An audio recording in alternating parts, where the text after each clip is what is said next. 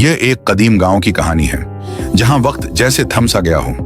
गांव की फजा में सादगी, मोहब्बत और देसी रवायतों की खुशबू बसी हुई थी, लेकिन इन सब के बीच एक ऐसी दास्तान छिपी हुई थी जो सदियों पुरानी थी, मगर जिसका राज अब तक किसी पर मुकम्मल तौर पर अय्या न हो सका था। गांव के मरकज में एक बूढ़ी गाय रहती थी जिसे सब सावी के नाम से जानते थे। सावी आम गाय न थी, उसकी आंखों में ऐसी चमक थी गविया वो सब कुछ जानती हो, और उसकी आवाज में ऐसा जादू था कि सुनने वाला दम हो जाए, वो खुद रह जाता। गांव के बच्चे, बूढ़े और औरतें सब उससे प्यार करते थे। कहते थे कि सावी न सिर्फ गांव की सबसे पुरानी गाय है, बल्कि वही है जो हर ऐदालाजी के मौके पर गांव पर अपनी छांव डालती है और बरकत का बायस बनती है।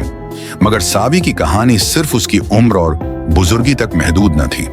कुछ लोग कहते थे कि सावी बोल सकती है, नहीं, वो आम जबान में बात नहीं करती थी, मगर जो इसके करीब जाता उसके दिल की बात सुन लेता, और सावी की आंखों में वही जवाब मौजूद होता।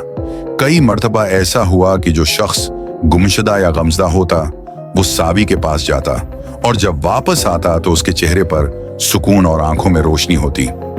एक बरस ईद के कुछ दिन पहले गांव में एक अजीब बात हुई। सावी ने अचानक खाना पीना छोड़ दिया, खामोश हो गई और एक खास जगह जाकर बैठ गई। ये जगह वही खुला मैदान था जहां हर साल ईद की नमाज होती थी और जानवर कुर्बान किए जाते थे। गांव वालों को फिक्र लाहिक हुई। हकीम आया, मौलवी साहब दुआ करने पहुंचे, मगर सावी वैसी ही खामोश रही। चंद दिन बाद ईद हुई से एक दिन पहले सावी ने एक बच्चा जना। ये बात सबके लिए हैरान कुन थी, क्योंकि किसी को इल्म न था कि वो हामिला है। मगर इस बच्चे की पैदाइश के साथ ही गांव में अजीब तब्दीलियां आने लगी।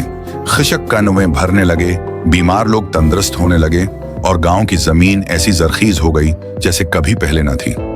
बच्चे की खाल सुनहरी थी और उसके माथे पर चांद सा निशान था। सब लोग उसे मौजज़ा करार देने लगे, मगर हर रोशनी के पीछे एक साया होता है। गांव का एक जमींदार जो सावी के चर्चे और इस हर रोशनी के पीछे एक साया हो, बच्चे की बरकत से जल रहा था, उसने साजिश शुरू कर दी। उसका मानना था कि गाय की अजमत और लोगों की अकीदत उसे नुकसान पहुंचा रही है।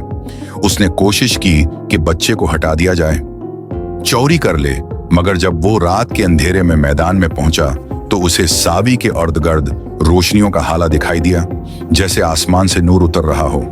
जमींदार के कदम वहीं रख गए और वो बेहोश होकर गिर पड़ा। सुबह गांव वालों ने उसे वहीं पाया, और जब होश आया तो वो रो रहा था, माफी मांग रहा था और कह रहा था कि गाय ने ख्वाब में उसे सब कुछ दिखाया, उसके जुल्म, उसके हसद और उसका अंजाम। इस दिन से वो बदल गया और गाय और उसके बच्चे की हिफाजत करने लगा। वक्त गुजरता रहा, बच्चा बड़ा होता गया। गांव वाले कहते हैं कि इसमें सावी की रूह बोलती है, और आज भी जब ईद करीब आती है, लोग सावी की मिट्टी की कब्र पर फूल चढ़ाते हैं और दुआ करते हैं कि ये गाय जैसा नूर और बरकत हमेशा उनके गांव पर कायम रहे। ये गाय सिर्फ एक जानवर न थी, बल्कि एक निशानी थी, मोहब्बत, कुर्बानी और रूहानी ताकत की।